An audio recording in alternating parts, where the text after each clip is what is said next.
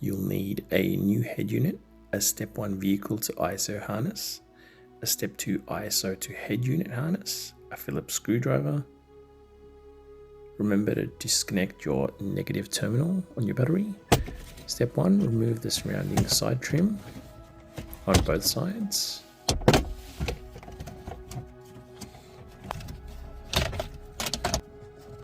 Remove any top trim.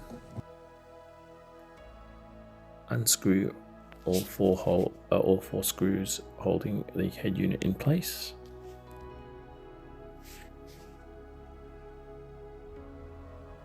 Remove the surrounding fascia trim. Take out the head unit. Disconnect any wires.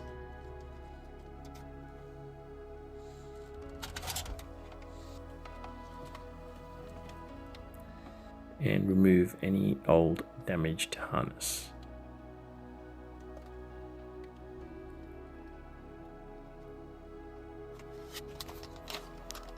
Now get your step 1 ISO harness to vehicle. In this case it's a Toyota. Connect that all up to the factory wiring. Get your step 2 harness, which is specific to the head unit, in my case a Clarion. Now connect that up, and now connect both step 1 and step 2 harnesses together. It's pretty easy. Don't forget the antenna cable. Now remove the fascia adapter or bracket from the old stereo and attach it to the new head unit for a flush fit.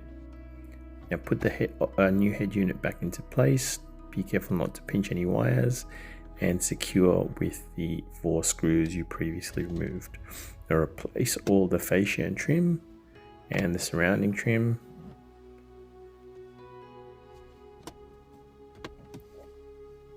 Connect the battery up again.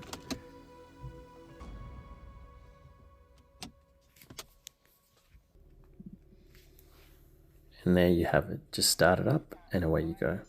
Don't forget to like, subscribe, and share.